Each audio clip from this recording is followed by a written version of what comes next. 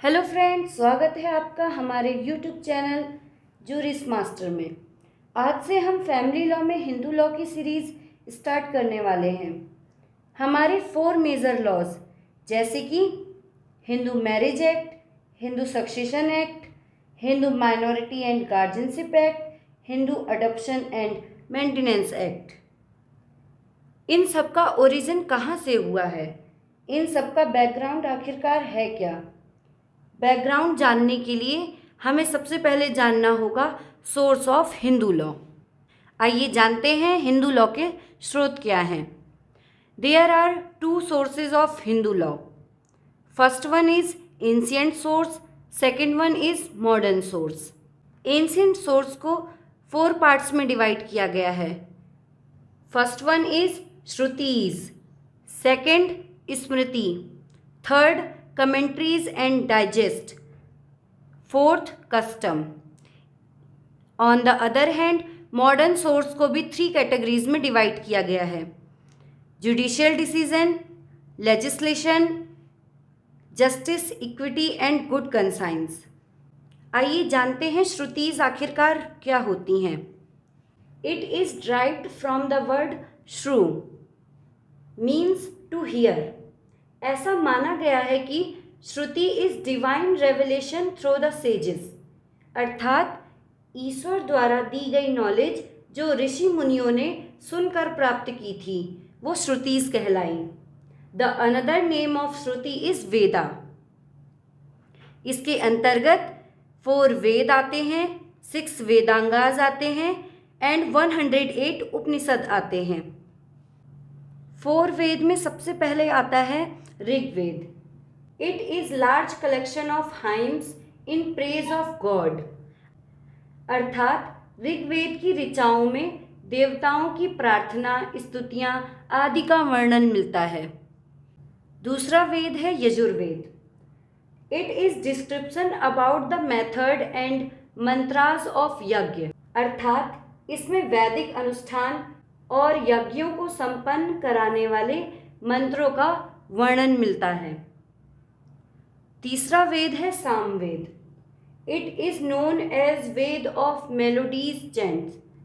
सामवेद में गीत व संगीत को प्रधानता दी गई है। और लास्ट में आता है अथर्ववेद।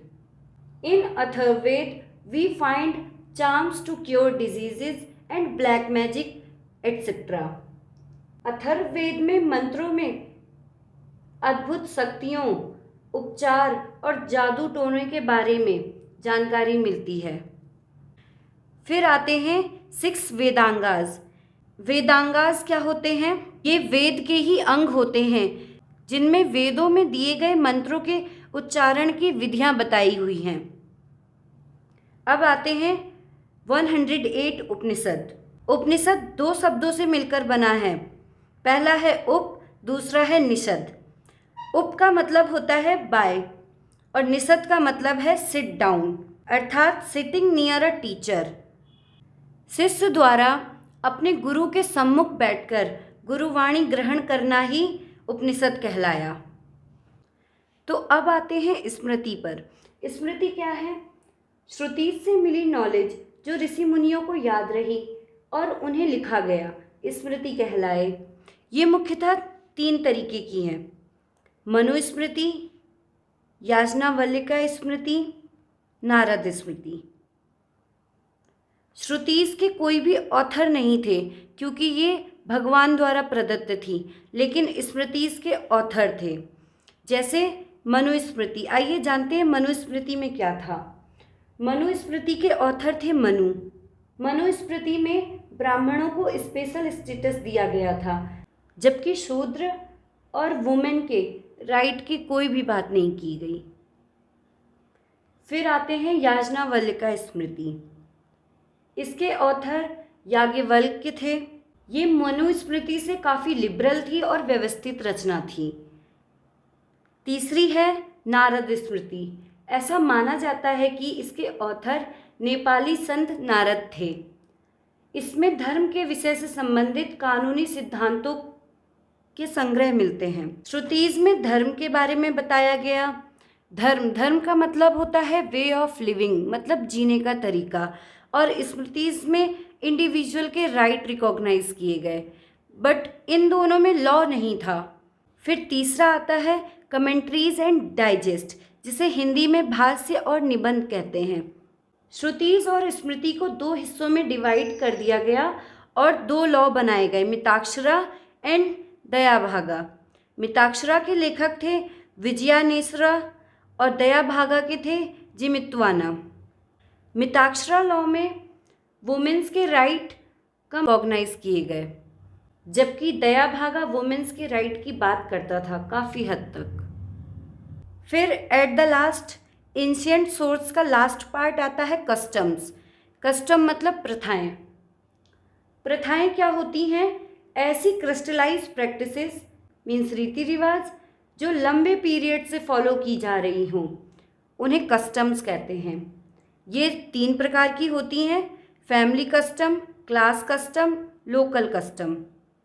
सो देखिए, हमारे भारत में बहुत सारे कस्टम थे, बहुत सारी प्रथाएं थीं, लेकिन सभी उचित नहीं थे, सभी वैलिड नहीं थे। कुछ कस्टम जिन्हें मॉडर्न इरा में भी फॉलो किया गया, उन्हें फॉलो करने के लिए उन्हें वैलिड होना बहुत ज़रूरी था। अब वैलिड कस्टम्स के क्या पैरामीटर्स थे, आइए देखते हैं। So some essential elements for a valid custom is कि वो एंशिएंट होने चाहिए, उनमें स्टेबिलिटी एंड कॉन्टिन्यूटी होनी चाहिए, not opposed to morality and public policy, नैतिकता और लोक नीति के अपोज में नहीं होने चाहिए, not opposed to express provisions of law, कानून के प्रावधान के अपोज में नहीं होने चाहिए।